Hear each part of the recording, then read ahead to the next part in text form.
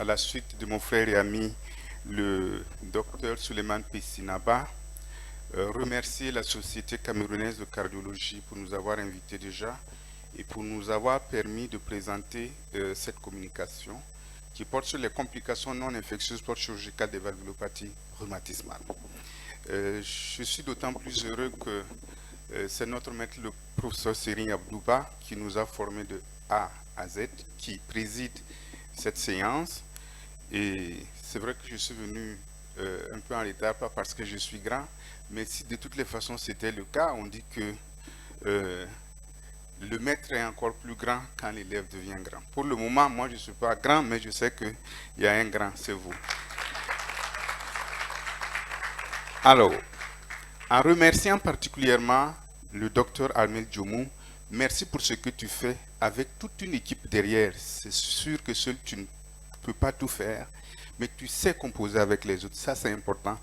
Partout ailleurs, mais particulièrement chez nous, en Afrique. Beaucoup de courage. Alors, pour revenir à ma présentation, j'ai 15 minutes, mais je vais y arriver. Les complications non infectieuses post-chirurgicales des valvulopathies rhumatismales. Comme on aime à le dire, la lutte contre les valvulopathies rhumatismales ne seront pas gagnées demain. Parce que nous sommes toujours dans un environnement de pauvreté, les gens sont peu éduqués, il y a très peu de prévention, de telle sorte que les atteintes, l'infection rhumatismale va encore perdurer. Or, on sait que cette affection rhumatismale, au niveau des valves cardiaques, sera responsable essentiellement de lésions séquelaires qui sont nommées rétrécissement, insuffisance ou les deux à la fois, avec la particularité pour l'infection rhumatismale d'atteindre plusieurs valves à la fois. La prise en charge de ces valvulopathies rhumatismales relève pour beaucoup d'un traitement médicamenteux, d'un traitement instrumental où je suis un peu plus à l'aise, mais aussi d'un traitement chirurgical, et j'en veux pour preuve les plastiques, mais surtout les remplacements valvulaires. Ces remplacements valvulaires sont faits avec deux types de valves, les prothèses mécaniques et les bioprothèses. Chaque type de prothèse ayant ses avantages et ses inconvénients. En Afrique encore, en Afrique, on utilise beaucoup les prothèses mécaniques.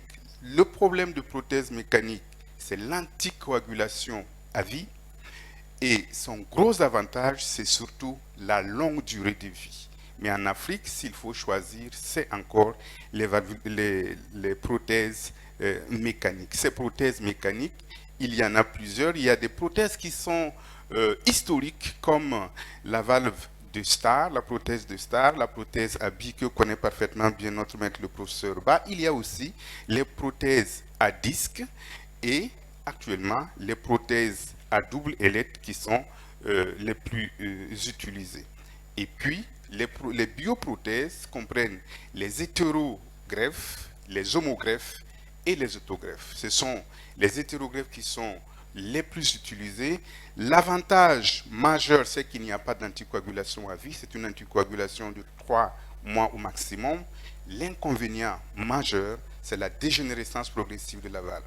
Or, on sait qu'en Afrique, si vous avez eu la chance d'être opéré une fois, c'est presque sûr que vous n'aurez pas la deuxième chance. Donc, assez souvent, le choix ne pose pas de problème.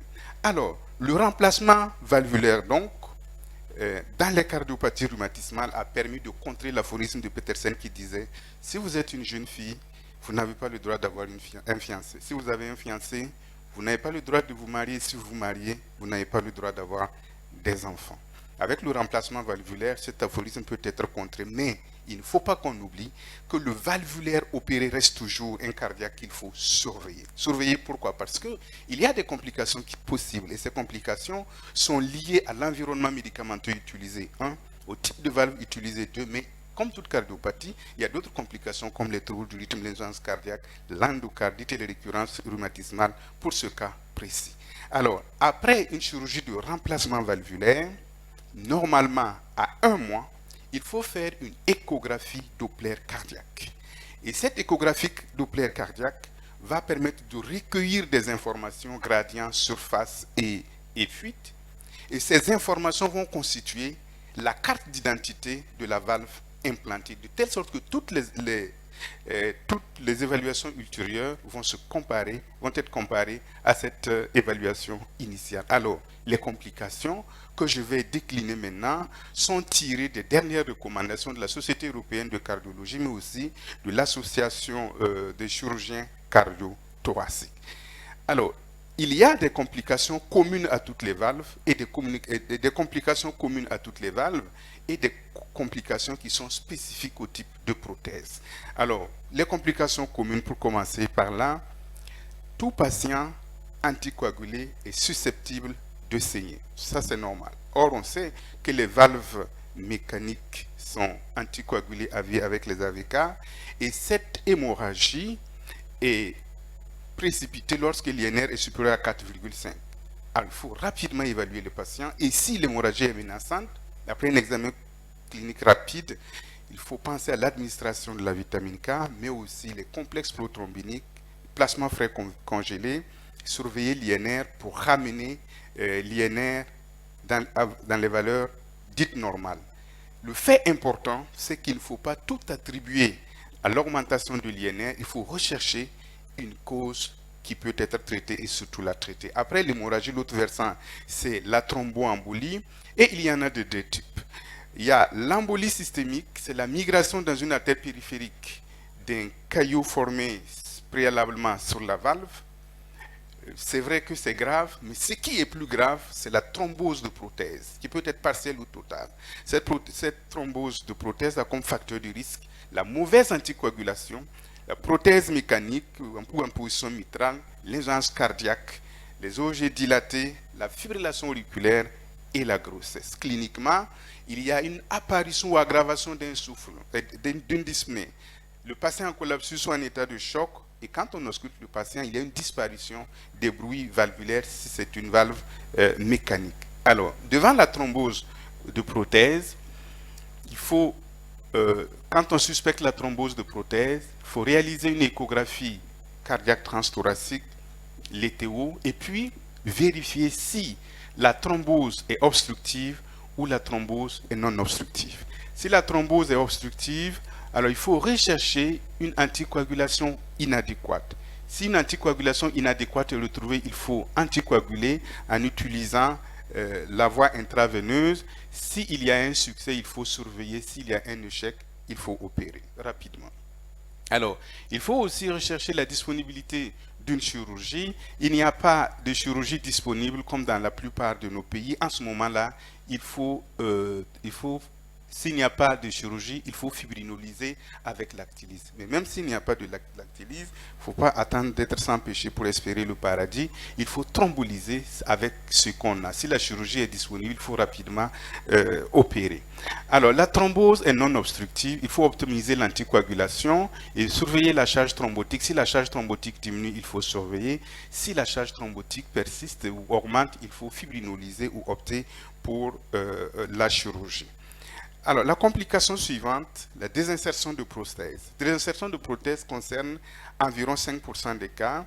Elles surviennent surtout durant les premiers mois post-opératoires et résultent de deux mécanismes.